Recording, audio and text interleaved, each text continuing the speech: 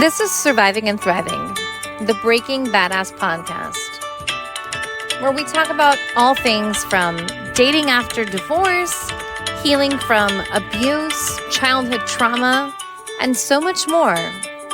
I'm your host, Bridget. Thanks for joining me.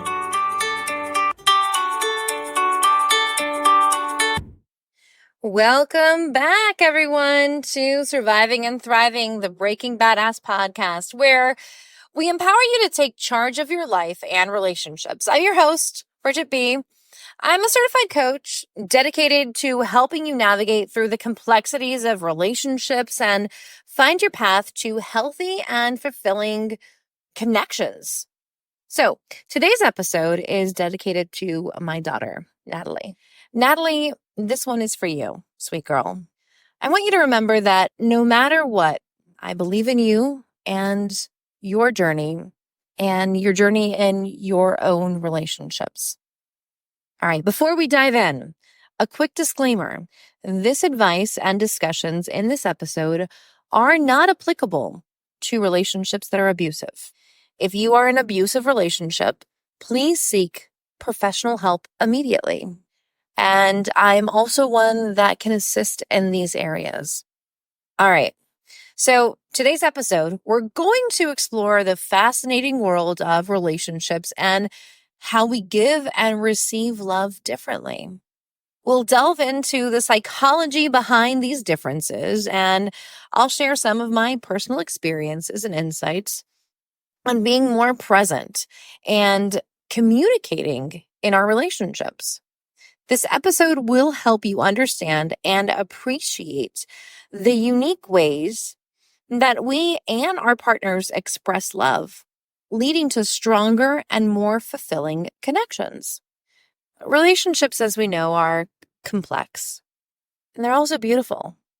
One of the keys to a successful relationship is understanding that everyone gives and receives love differently. Have you ever felt that your partner just doesn't understand your needs? Or perhaps you've struggled to understand theirs? This difference often stems from the diverse ways that we express and receive love. So, some expert insights here for you. Psychology tells us that our ways of giving and receiving love are influenced by our upbringing, our past experiences, and individual personalities.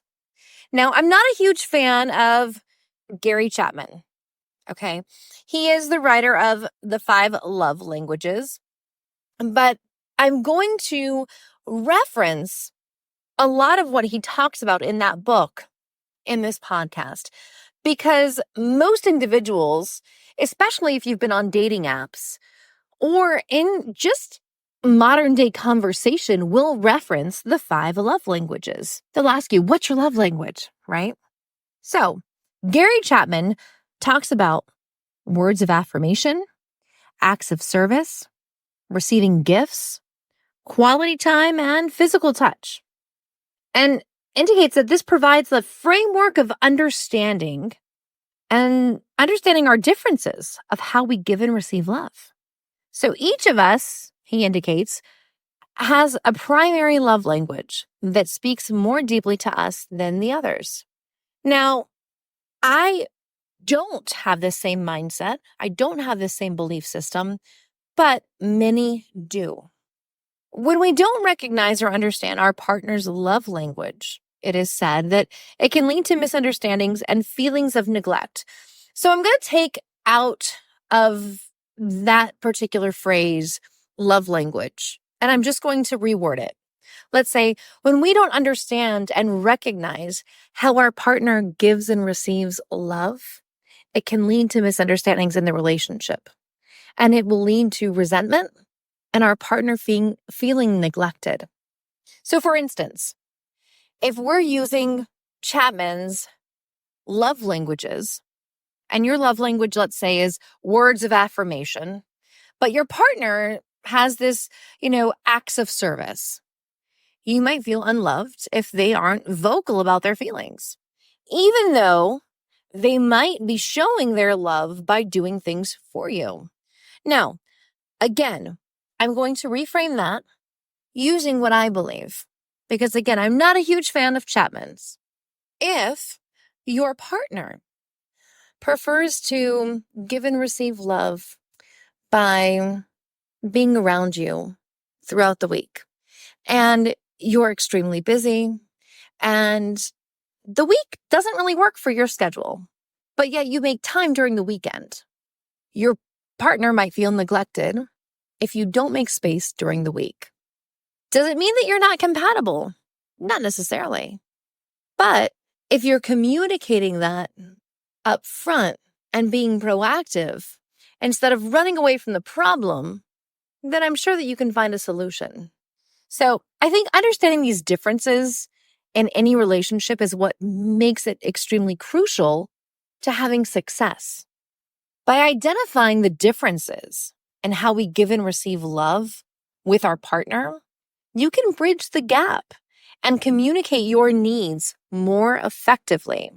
Having this proactive communication can transform your relationship and foster a deeper connection and just mutual respect. Some practical tips that I have found to help me in my journey to having a healthy relationship and an excellent, healthy communication style with a partner are the following. Identifying how I give and receive love, and identifying how my partner, through communicating with my partner, gives and receives love. Take some time. Reflect on how you feel most loved. Is it when someone does something nice for you? Is it, when you're spending time with that person? What are the things that give you joy? Identify it. Figure that out. Toss out everything else that you've, previously read or heard. It's all about how you feel on the inside. And discover your partner's way of giving and receiving love. How do you do that? By having a conversation. It's quite simple. And this should be in an area and a safe space. Don't do it during an argument. Don't do it even at the end of an argument. Do it when the both of you are feeling at ease. Communicate openly. Share what you've found out about each other. This is all about self-exploration, self-discovery. Talk about what actions or words make you feel loved and appreciated.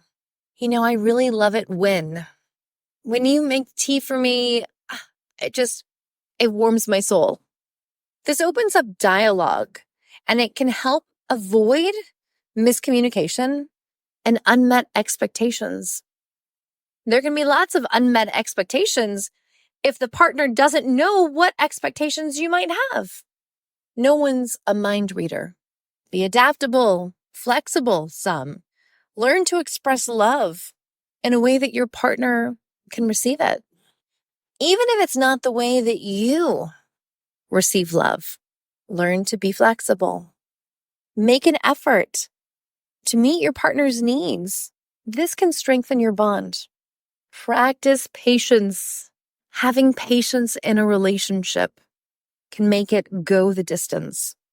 Changing the way that you express love takes time, and it takes a lot of effort.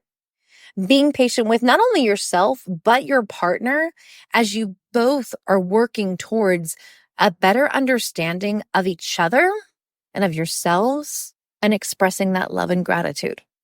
In my own relationships, I've learned the importance of proactive communication. I've had lots of fails. I used to assume that my way of giving love was the same as my partner's, which led to obviously misunderstandings. But by taking the time to understand how my partner gives and receives love, and by openly communicating my own needs, I have found a deeper connection and harmony in my relationship.